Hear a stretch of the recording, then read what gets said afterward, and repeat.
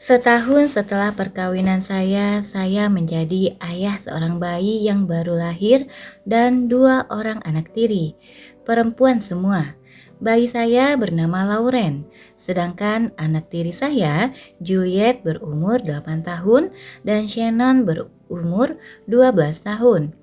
Walaupun Bonnie, istri saya, adalah seorang ibu yang hebat, tetapi bagi saya inilah pengalaman pertama saya mempunyai seorang bayi, seorang anak, dan seorang anak pra-remaja yang sekaligus merupakan tantangan. Saya sudah sering mengajar dalam banyak seminar dan menghadapi anak-anak dari segala umur. Saya sadar sekali bagaimana perasaan anak-anak tentang orang tua mereka. Saya juga sudah sering memberikan konsultasi kepada ribuan orang dewasa untuk membantu mereka mengatasi masalah-masalah yang mereka bawa dari masa kanak-kanak mereka. Di daerah-daerah yang memperlihatkan kurangnya kepedulian orang tua, saya mengajarkan kepada orang dewasa bagaimana mereka dapat menyembuhkan luka mereka, yaitu dengan cara mengasuh ulang diri mereka sendiri. Dari sudut pandang yang baru ini, saya memulai diri saya menjadi orang tua baru. Pada setiap langkah di jalan menjadi orang tua itu, tanpa sengaja, saya melakukan hal-hal yang dilakukan oleh orang tua saya. Ada yang baik, ada yang kurang efektif, dan ada yang jelas-jelas tidak baik. Berdasarkan pengalaman saya sendiri dan ribuan orang yang saya bantu, lambat laun saya dapat menemukan cara-cara baru mengasuh anak yang lebih efektif. Sampai sekarang, saya masih ingat salah satu perubahan pertama yang saya alami. Saat itu, Shannon dan ibunya, Bonnie, sedang bertengkar. Saya turun tangan mendukung Bonnie. Saya berusaha mengambil alih situasi dengan berteriak lebih keras daripada mereka. Beberapa menit kemudian, saya mulai menguasai keadaan. Shannon menjadi tenang tetapi menahan rasa jengkel dan marahnya. Mendadak, saya sadar bahwa saya telah melukai anak tiri saya itu. Saat itu saya menyadari bahwa apa yang saya lakukan adalah sebuah kesalahan. Tindakan saya itu bukanlah tindakan mengasuh.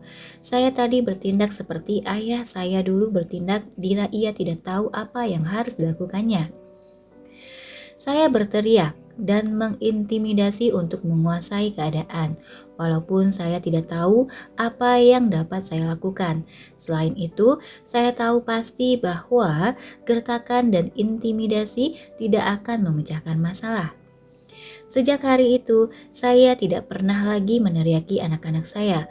Lambat laun, saya dan istri saya mampu melakukan cara lain yang lebih bersifat mengasuh untuk mengendalikan situasi bila anak-anak berkelakuan tidak semestinya. Kasih sayang tidaklah cukup. Saya sangat berterima kasih kepada orang tua saya atas kasih sayang dan dukungan mereka yang sangat membantu saya. Namun, dalam berbagai hal, betapapun besarnya kasih sayang mereka kepada saya, ada kesalahan mereka yang melukai diri saya. Dengan menyembuhkan luka-luka itu, saya dapat menjadi orang tua yang lebih baik. Saya tahu mereka telah melakukan yang sebaik-baiknya dengan pengetahuan mereka mengenai apa yang dibutuhkan oleh anak-anak. Kalau orang tua membuat kesalahan dalam membesarkan anak, itu terjadi bukan karena mereka tidak mengasihi anak-anak mereka, tetapi karena mereka tidak tahu ada cara yang lebih baik. Bagian paling penting dalam tugas mengasuh anak adalah mencurahkan kasih sayang dan mencurahkan waktu dan energi untuk mendukung mereka. Untuk mendukung anak-anak, kasih sayang merupakan persyaratan paling utama, tetapi kasih sayang saja tidaklah cukup kalau orang tua tidak memahami kebutuhan-kebutuhan unik anak-anaknya. Mereka tidak mungkin memberikan apa yang dibutuhkan anak-anak zaman ini. Orang tua mungkin saja mencurahkan kasih sayangnya, tetapi belum tentu dengan cara yang paling berguna bagi perkembangan anak-anak mereka.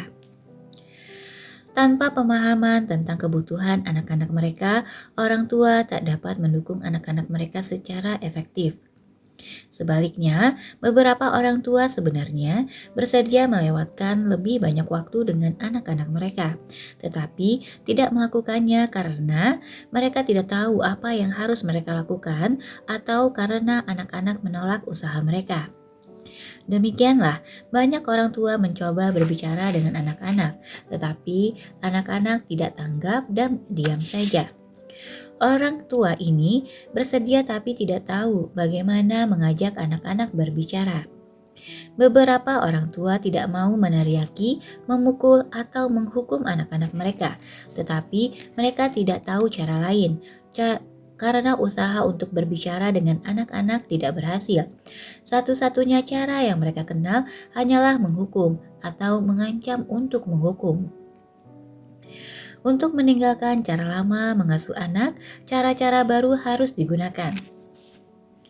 Berbicara akan membawa hasil, tetapi kita harus tahu dulu apa yang diperlukan oleh anak-anak.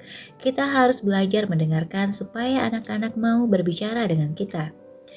Kita harus tahu bagaimana semestinya kita mengajukan pertanyaan agar anak-anak bersikap tanggap. Kita harus belajar memberikan kebebasan yang makin besar kepada anak-anak, namun tetap memegang kendali. Kalau seorang ayah atau ibu sudah menguasai kemampuan-kemampuan ini, ia dapat melepaskan cara-cara lama dalam mengasuh anak-anaknya. Menemukan cara baru. Sebagai penasihat bagi ribuan orang dan guru bagi ratusan ribu orang, saya dapat melihat perilaku orang tua seperti apa yang tidak berjalan dengan baik. Tetapi, saya belum tahu cara yang lebih efektif untuk memecahkan masalahnya. Untuk menjadi orang tua yang baik bagi anak, untuk menjadi orang tua yang baik bagi anak-anak saya, tidaklah cukup hanya dengan berhenti meneriaki dan menghukum anak-anak itu. Untuk tidak lagi menggunakan ancaman hukuman sebagai cara memegang kendali, saya harus mencari cara lain yang sama efektifnya. Dalam mengembangkan filsafat, anak-anak berasal dari surga dan 5 kemahiran mengasuh anak secara positif, lambat laun saya menemukan suatu alternatif yang efektif sebagai ganti kemahiran cara tradisional. Untuk menjadi orang tua yang baik, tidaklah cukup hanya dengan menghentikan melakukan hal-hal yang tidak efektif. Saya membutuhkan waktu 30 tahun untuk mengembangkan kemahiran mengasuh secara positif yang terhimpun dalam buku ini. Selama 16 tahun sebagai penasihat orang dewasa yang mempunyai masalah pribadi serta masalah yang berhubungan dengan orang lain. Saya punya kesempatan untuk mempelajari apa yang tidak berjalan dengan baik pada masa kanak-kanak orang-orang itu. Kemudian sebagai orang tua, selama 14 tahun berikutnya, saya mulai mengembangkan dan menggunakan kemahiran baru yang berbeda dalam mengasuh anak-anak. Pandangan dan kemahiran baru ini tidak hanya efektif bagi saya dalam membesarkan anak-anak saya sendiri, tetapi juga efektif bagi ribuan keluarga lain. Marge, seorang ibu yang harus sendirian membesarkan anak-anaknya, mulai menggunakan kemahiran baru ini dalam menghadapi anak-anak sulungnya yang sudah remaja. Sarah, nama anak itu, sudah tidak mau lagi berbicara dengan ibunya dan nyaris kabur dari rumah. Ketika Marge mengubah caranya berkomunikasi, mereka berhasil mengetahui apa yang menjadi masalah. Hampir seketika, Sarah berubah. Sebelum Marge mengikuti seminar anak-anak berasal dari surga, Sarah selalu cemburut kalau ibunya mulai bicara. Sesudahnya, dalam waktu beberapa bulan, Sarah mulai bisa bicara tentang hidupnya.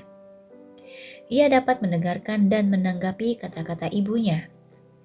Tim dan Carol mempunyai kesulitan dengan Kevin, si bungsu yang berumur 3 tahun. Anak laki-laki itu selalu mau menang sendiri, suka mengamuk, dan ingin berkuasa dalam segala keadaan. Ketika orang tuanya tidak lagi memukulnya dan memberinya waktu menyendiri, Kevin semakin jarang mengamuk. Tim dan Carol jadi tahu bagaimana mereka dapat memegang kendali atas keluarga mereka setelah mereka mengerti bagaimana harus memenuhi kebutuhan unik Kevin. Philip adalah usahawan yang berhasil. Setelah mengikuti seminar anak-anak berasal dari surga, ia menyadari betapa anak-anaknya membutuhkan dirinya dan apa yang dapat dilakukannya untuk membantu anak-anak itu dalam pertumbuhan mereka menjadi dewasa. Dia sendiri dibesarkan terutama oleh ibunya dan tidak tahu berapa besar sebenarnya kebutuhan anak-anak akan seorang ayah.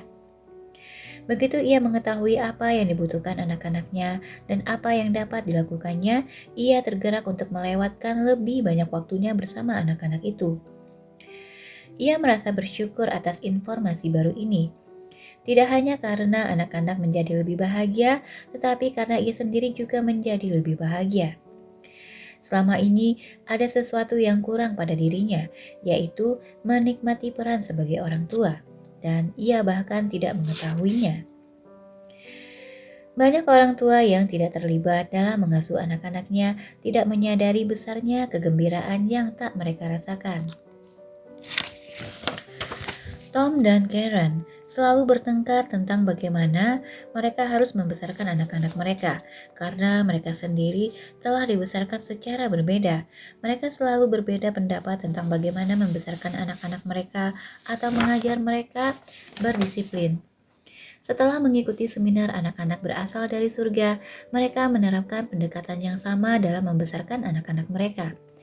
Selain anak-anak itu merasakan manfaat dari dukungan yang lebih penuh kasih, kini mereka tidak lagi menyaksikan ayah dan ibu bertengkar sepanjang waktu. Tidak akan ada habisnya kalau saya terus menceritakan pengalaman keluarga-keluarga yang telah menikmati keuntungan dari pandangan baru dan kemahiran baru metode anak-anak berasal dari surga. Kalau pembaca meragukan kemahiran ini, cobalah saja sendiri dan lihat hasilnya. Betapa efektifnya kemahiran baru ini mudah dibuktikan. Begitu Anda mulai menggunakannya, kemahiran baru ini akan segera menunjukkan pengaruhnya. Keefektifan kemahiran ini sangat mudah dibuktikan. Gunakanlah dan lihatlah pengaruhnya langsung. Setiap saran dalam buku ini adalah saran yang masuk akal. Seringkali pengalaman Anda membaca buku ini akan memperjelas apa yang menurut perasaan Anda sudah merupakan tindakan yang benar dan tepat.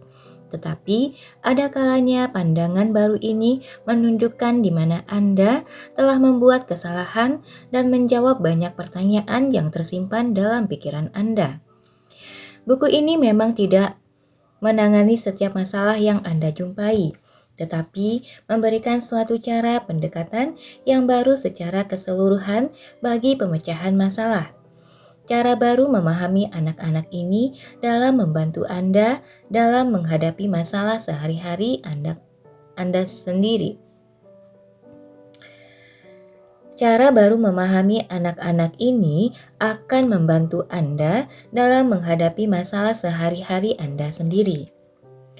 Anak-anak berasal dari surga adalah suatu metode mengasuh anak yang praktis, umum, dan efektif untuk segala umur. Pandangan dan kemahiran baru ini dapat digunakan secara efektif dalam menangani bayi, anak kecil, anak agak besar, anak pra-remaja, dan remaja. Bahkan remaja yang sebelumnya tidak dibesarkan dengan kemahiran baru mengasuh secara positif ini akan segera tanggap begitu Anda menggunakannya. Dalam pengalaman saya sendiri, saya menyaksikan betapa kedua anak tiri saya langsung tanggap terhadap cara pendekatan yang tidak menggunakan hukuman ini. Walaupun mereka telah dibesarkan dengan metode lama, seperti menghukum atau meneriaki, cara baru ini ternyata efektif. Anak-anak pada setiap usia, tak peduli masa lalu mereka, mulai bersikap lebih kooperatif begitu kemahiran baru ini diterapkan pada mereka. Anak-anak berasal dari surga adalah metode mengasuh anak yang umum, praktis, dan efektif untuk segala umur. Teknik tersebut bahkan cukup ampuh pada anak-anak yang telah dibesarkan tanpa perhatian atau dengan hukuman kejam. Tentu saja, anak yang ditelantarkan atau disiksa mempunyai masalah perilaku yang unik. Tetapi, masalah ini secara lebih efektif dapat diperbaiki atau diatasi segera setelah orang tua menggunakan cara pendekatan baru ini. Anak-anak memiliki daya pegas, dan adaptif yang sangat besar, asalkan mereka diberi dukungan kasih sayang yang tepat. Krisis baru mengasuh anak. Dunia bebas barat kini sedang mengalami suatu krisis dalam mengasuh anak. Setiap hari semakin banyak terdengar laporan tentang anak kecil dan remaja yang disiksa, tidak dihargai, tentang gangguan karena kurang mendapat perhatian, kehamilan remaja, dan bunuh diri. Hampir semua orang tua zaman sekarang mempertanyakan cara mengasuh anak lama maupun baru. Kelihatannya tidak ada yang efektif lagi, dan masalah anak-anak kita semakin banyak saja. Beberapa orang tua percaya bahwa masalah timbul karena orang tua terlalu permisif dan terlalu banyak memberikan apa-apa kepada anak. Ada orang tua yang berpendapat bahwa penyebab semua itu adalah cara mengasuh anak yang sudah ketinggalan zaman, seperti menghukum atau meneriaki anak. Ada juga yang berkeyakinan bahwa masalah-masalah baru ini disebabkan oleh perubahan-perubahan negatif dalam masyarakat. Banyak pihak menyalahkan terlalu banyak nonton TV dan iklan, atau terlalu banyak kekerasan dan seks di TV dan film bioskop sebagai biang keladinya. Tentu saja, masyarakat dan pengaruhnya kepada anak-anak kita merupakan bagian dari masalah, dan beberapa pemecahan yang berguna dapat diberlakukan oleh pemerintah, tetapi kebanyakan masalahnya bermula di rumah. Selain berusaha mengubah masyarakat, orang tua juga harus menyadari bahwa mereka memegang kekuasaan untuk membesarkan anak-anak yang kuat, percaya diri, bersikap kooperatif, dan mengerti perasaan orang lain. Masalah anak-anak kita bermula di rumah dan dapat diatasi di rumah. Untuk menghadapi perubahan-perubahan dalam masyarakat, orang tua harus mengubah cara mereka mengasuh anak. Selama 200 tahun yang lalu, masyarakat telah melakukan perubahan dramatik dan bersejarah menuju kebebasan dan hak individual yang lebih besar. Bahkan di kalangan masyarakat barat modern yang masyarakatnya diatur dengan prinsip-prinsip kebebasan dan hak-hak asasi manusia, orang tua masih menggunakan kemahiran membesarkan anak dari zaman kegelapan. Orang tua harus memperbaharui kemahiran mereka dalam mengasuh anak dan remaja yang sehat dan bersikap kooperatif. Para pengusaha tahu bahwa kalau mereka mau tetap mampu bersaing di pasar bebas, mereka perlu terus berubah dan memodernisasi diri. Demikian juga kalau orang tua ingin anak-anaknya mampu bersaing di dunia bebas. Mereka harus menyiapkan anak-anak dengan cara mengasuh yang paling efektif dan modern. Kasih sayang versus cara membesarkan anak gaya lama. Pada masa lalu, anak-anak dikendalikan dengan kekuasaan, ketakutan, dan rasa bersalah. Untuk memotivasi perilaku yang baik, anak-anak dibuat percaya bahwa mereka itu jahat dan tidak pantas mendapat perlakuan baik kalau mereka tidak patuh kepada orang tua. Rasa takut kehilangan kasih sayang dan hak-hak istimewa dapat mematikan semangat anak-anak. Kalau cara-cara di atas tidak bekerja, hukuman yang lebih berat digunakan untuk membangkitkan rasa takut yang lebih besar dan mematahkan kemauan si anak. Anak yang tak dapat diatur seringkali disebut berkemauan keras. Ironisnya, bila dilihat dari teknik mengasuh secara positif, memupuk kemauan yang kuat merupakan dasar untuk menciptakan kepercayaan diri, sikap kooperatif, dan mengerti perasaan orang lain pada diri anak. Memupuk kemauan anak dan bukan menjinakkannya adalah dasar untuk menciptakan rasa percaya diri, sikap kooperatif, dan memahami perasaan orang lain pada diri anak. Membesarkan anak gaya lama berusaha menciptakan anak-anak yang patuh, Tujuan mengasuh anak secara positif adalah menciptakan anak-anak yang berkemauan kuat tetapi bersikap kooperatif. Kemauan anak tidak perlu dipatahkan untuk menciptakan sikap kooperatif. Anak-anak kita berasal dari surga, asalkan hati mereka terbuka dan kemauan mereka terpupuk. Mereka akan bersikap lebih kooperatif. Tujuan membesarkan anak secara positif adalah menciptakan anak-anak yang punya kemauan, tetapi bersikap kooperatif. Membesarkan anak gaya lama bertujuan menciptakan anak yang baik. Membesarkan anak secara positif menciptakan anak-anak yang mengerti perasaan orang lain dan tak perlu diancam hukuman untuk mengikuti aturan, tetapi secara spontan bertindak dan membuat keputusan dari hati yang terbuka. Mereka tidak berdusta atau menipu, sebab itu bertentangan dengan cara hidup mereka. Tetapi mereka adil dan jujur. Kehidupan bermoral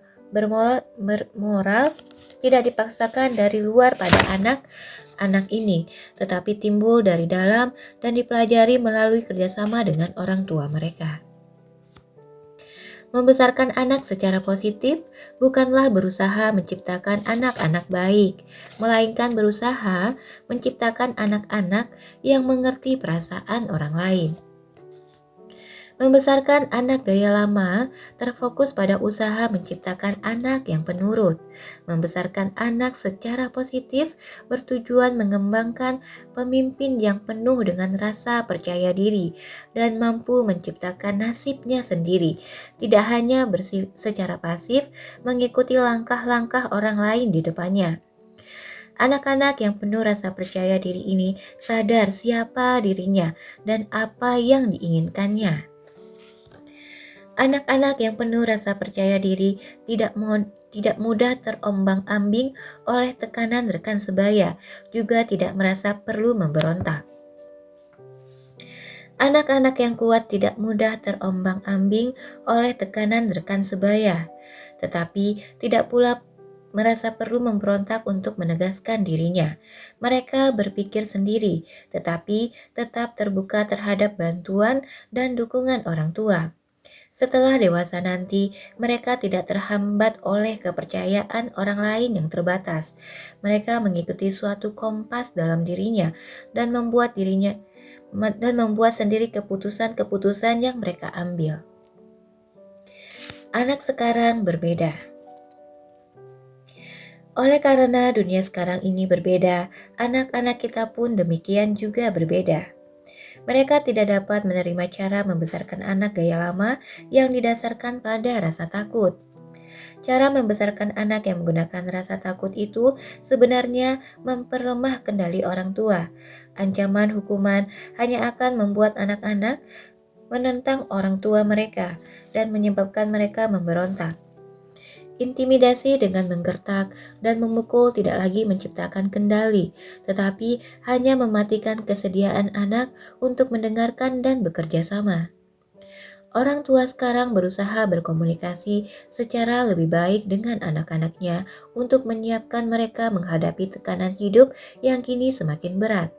Tetapi sayang, mereka masih tetap menggunakan cara membesarkan anak yang sudah ketinggalan zaman.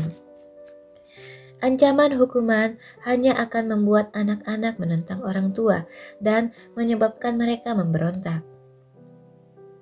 Saya ingat ayah saya membuat kesalahan ini. Ia berusaha mengendalikan anak-anaknya, 6 anak laki-laki dan seorang anak perempuan dengan ancaman hukuman. Ayah saya seorang tentara berpangkat sersan. Dan itulah satu-satunya cara yang dikenalnya. Dengan berbagai cara, ia memperlakukan kami sebagai prajurit dalam ketentaraan. Kapan saja kami menentangnya, ia berhasil memegang kendali lewat ancaman hukuman. Walaupun gaya membesarkan anak seperti itu berjalan dengan baik sampai tingkat tertentu dalam generasi ayah saya, gaya itu tidak akan berjalan untuk generasi saya dan sudah jelas tidak efektif untuk membesarkan anak-anak kita sekarang. Bila ancaman hukuman tidak membuat kami patuh, ayah saya selalu meningkatkan ancamannya. Ia akan berkata, "Kalau kamu masih berbicara seperti itu kepada ayah, kamu tidak boleh pergi kemana-mana selama seminggu." Ketika saya tetap bertahan, ia berkata, "Kalau kamu tidak berhenti juga, hukumanmu menjadi 2 minggu." Ketika saya masih juga tidak menurut, ia berkata, "Baik, kalau begitu, hukumanmu menjadi sebulan. Sekarang masuk ke kamarmu." Memperbesar hukuman tidak mempunyai efek positif dan hanya menimbulkan rasa benci yang semakin besar.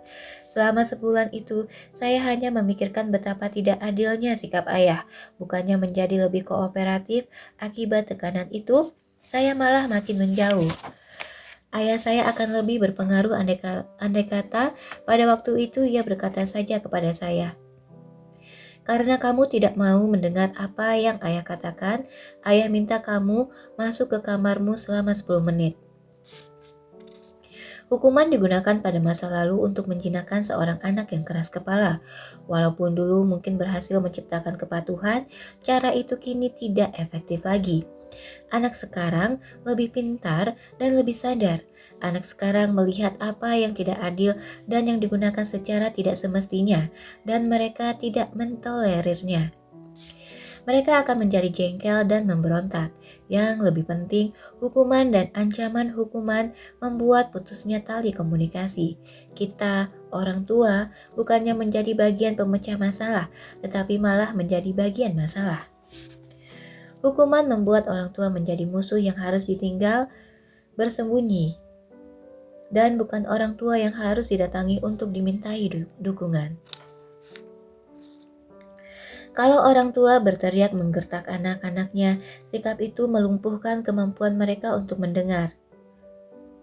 Agar berhasil di sekolah dan lebih penting lagi, agar dapat bersaing di pasar bebas atau sukses dalam suatu hubungan yang lebih berjangka panjang, orang dewasa sekarang memerlukan kemahiran berkomunikasi yang lebih baik. Kemahiran-kemahiran ini dapat dipelajari secara lebih baik kalau anak mendengarkan orang tuanya dan orang tua mendengarkan anaknya. Anak akan mendengarkan orang tua kalau orang tua juga mendengarkan mereka. Apa yang terjadi kalau Anda mendengarkan musik yang keras? Anda kehilangan pendengaran Anda. Hal serupa terjadi bila orang tua berteriak-teriak atau menuntut terus sepanjang waktu. Bila orang tua sekarang berteriak dan berkomunikasi seperti cara yang dipakai orang-orang tua mereka dulu, efeknya akan berbeda. Anak sekarang akan berpaling dan orang tua akan kehilangan kendali. Tidak lagi menghukum. Masyarakat dalam generasi-generasi terdahulu ditekan, dikendalikan, dan dimanipulasikan oleh diktator yang kuat yang menghukum. Tetapi masyarakat sekarang tidaklah begitu. Orang tak akan membiarkan saja ketidakadilan dan pelanggaran hak-hak asasi manusia. Mereka akan memberontak. Orang telah mengorbankan hidup mereka demi prinsip-prinsip demokrasi. Demikian juga, anak sekarang tidak akan mau menerima ancaman hukuman. Mereka akan memberontak. Anak sekarang merasakan ketidakadilan hukuman secara lebih mendalam. Hukuman yang masuk dalam perasaan mereka akan keluar lagi berupa penolakan, kebencian, dan pemberontakan yang lebih keras. Anak sekarang menolak nilai-nilai orang tua mereka dan memberontak pada usia yang semakin muda, melawan orang tua yang berusaha mengendalikan mereka.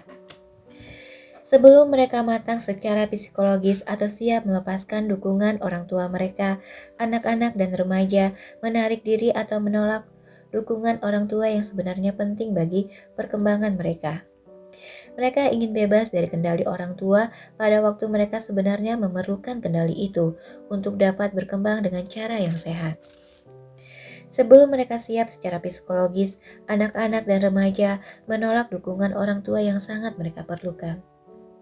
Banyak orang tua yang sudah sadar bahwa cara membesarkan anak gaya lama, yaitu menggunakan hukuman, tidak efektif lagi. Namun, mereka tidak tahu cara lain lagi. Mereka membesarkan anak dengan tidak menghukum, tetapi cara ini juga tetap tidak jalan. Membesarkan anak secara permisif tidak akan memberi anak-anak kendali yang masih mereka perlukan dari orang tua. Kalau anak-anak diberi kekuasaan sejengkal saja, mereka pasti akan mengambil seribu jengkal. Anak-anak dengan cepat belajar menggunakan kebebasan mereka untuk memanipulasi dan mengendalikan orang tua mereka. Kalau anak-anak dibiarkan menggunakan amukan atau suasana hati dan perasaan negatifnya untuk mendapatkan apa yang mereka inginkan, merekalah yang akan memegang kendali. Kalau seorang anak dibiarkan memegang kendali, mereka akan berada di luar kendali orang tua. Dengan berbagai cara, mereka akan menyebabkan timbulnya masalah seperti yang dialami anak-anak yang dibesarkan berdasarkan rasa takut. Kalau anak-anak memegang kendali, mereka berada di luar kendali orang tua. Apakah seorang anak dibesarkan berdasarkan rasa takut atau berdasarkan cara permisif? Kalau anak tidak merasa orang tuanya memegang kendali, ia akan memberontak atau menolak setiap usaha orang tua untuk mendapatkan atau mempertahankan kendali. Kalau anak sudah lepas dari dukungan orang tua, perkembangannya akan terhambat. Dengan menggunakan kemahiran membesarkan anak secara positif dalam buku ini, orang tua dapat memberi anak-anak mereka kebebasan dan pengarahan yang mereka butuhkan untuk mengembangkan kesadaran diri yang kuat dan sehat. Akibat membesarkan anak dengan dasar rasa takut. Membesarkan anak gaya lama menggunakan intimidasi, kecaman, ketidaksetujuan, dan hukuman tidak hanya sudah kehilangan kekuatannya, tetapi malah memberi hasil yang sebaliknya. Anak-anak generasi sekarang lebih sensitif daripada anak-anak generasi terdahulu. Mereka mampu melakukan lebih banyak, tetapi masih mengalami pengaruh negatif. Cara mereka dibesarkan dengan gaya lama seperti diteriaki, dipukuli, disakiti, dihukum, disekap di rumah, dicela, dihina, dan dipermalukan. Dahulu, ketika anak-anak lebih berkulit tebal, cara-cara seperti itu mungkin manjur, tetapi sekarang cara itu sudah ketinggalan zaman dan malah menghasilkan hal sebaliknya. Pada masa lalu, membesarkan anak dengan menghukum dan memukulnya membuat mereka takut dan mematuhi aturan. Sekarang, cara itu mempunyai efek sebaliknya. Kalau orang yang masuk ke dalam diri mereka adalah kekerasan, yang akan keluar dari diri mereka juga kekerasan. Inilah gejala akibat lebih sensitifnya anak kita sekarang. Anak sekarang dapat lebih kreatif dan lebih cerdas daripada generasi terdahulu, tetapi mereka juga lebih mudah terpengaruh oleh keadaan luar. Anak-anak sekarang lebih sensitif. Kalau yang masuk ke dalam diri mereka kekerasan, yang keluar dari diri mereka juga kekerasan. Anak-anak sekarang dapat diajar menghormati orang lain dengan lebih efektif, bukan melalui taktik ketakutan, tetapi melalui peniruan. Anak-anak yang diprogram untuk meniru orang tuanya. Pikiran mereka selalu mengambil foto dan membuat rekaman dan meniru apa yang dikatakan atau dilakukan orang tuanya. Mereka praktis mempelajari segala sesuatu melalui peniruan dan sikap kooperatif. Kalau orang tua mempercontohkan perilaku yang terhormat, anak-anak lambat laun belajar bagaimana menghormati orang lain. Kalau orang tua tetap bersikap tenang, sejuk, dan penuh kasih selagi menghadapi anak yang sedang mengamuk, lambat laun anak itu belajar tetap tenang, sejuk, dan penuh kasih bila timbul perasaan keras dalam pikiran mereka. Orang tua dapat tetap bersikap tenang, sejuk, dan penuh kasih, serta rasa hormat kalau mereka tahu apa yang harus mereka lakukan bila anak mereka keluar dari kendali mereka. Kalau kita memukul anak untuk tetap memegang kendali, anak berpendapat bahwa agresi adalah jawabannya kalau mereka merasa lepas kendali. Berkali-kali saya menyaksikan seorang ibu memukul anaknya dengan berkata, "Jangan memukuli adikmu." Ia mau membuat anak itu mengerti bagaimana rasanya dipukul, tetapi untuk itu jawaban yang seharusnya bukanlah memukul. Dengan memukul si anak, Dengan memukul si anak, ibu itu memperkuat kecenderungannya untuk memukul atau menggunakan agresi. Orang tua dapat tenang, sejuk, dan penuh kasih kalau mereka tahu apa yang harus mereka lakukan bila anak mereka lepas kendali. Kelak, kalau anak itu tidak mendapatkan apa yang diinginkannya, ia akan secara otomatis melampiaskan kemarahannya dengan agresi langsung atau pasif. Walaupun di masa lalu memukul anak terbukti efektif, sekarang cara itu dapat menimbulkan dampak sebaliknya. Membesarkan anak berdasarkan rasa takut akan menghambat perkembangan wajar anak-anak dan membuat pekerjaan kita membesarkan anak menjadi kurang memberi kebahagiaan dan menghabiskan banyak waktu kita. Orang tua tak punya waktu. Dibandingkan dulu, sekarang orang tua merasa kekurangan waktu untuk membesarkan anaknya. Oleh karena itu, orang tua perlu mengetahui apa saja yang paling penting bagi anak-anak mereka.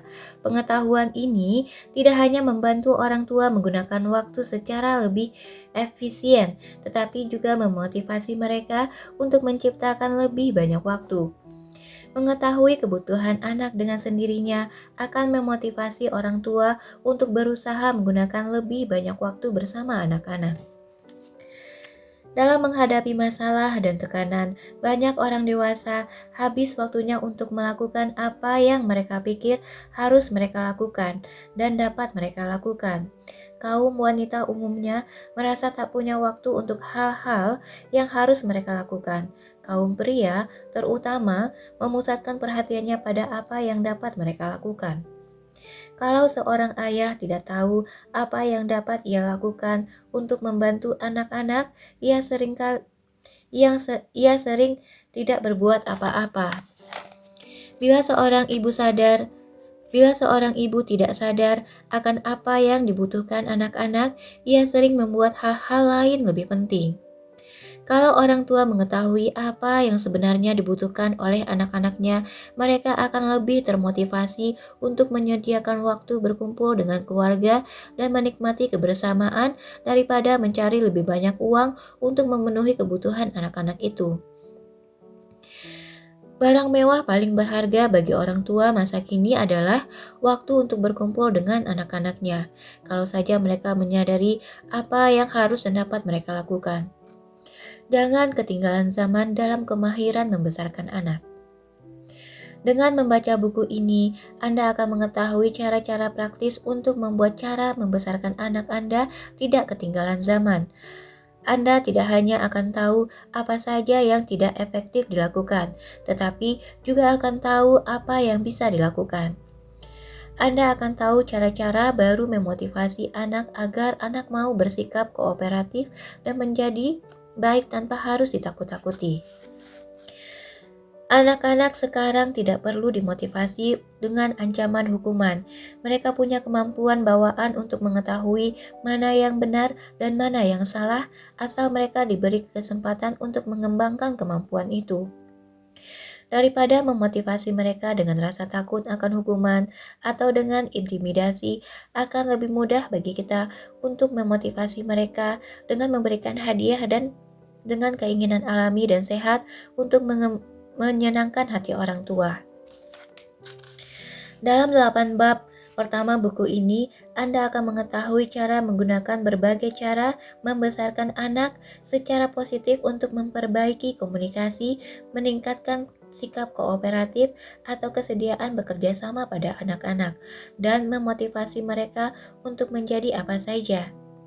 Dalam 6 bab terakhir, Anda akan mengetahui bagaimana cara mengkomunikasikan 5 pesan paling penting yang diperlukan anak-anak melalui pengulangan.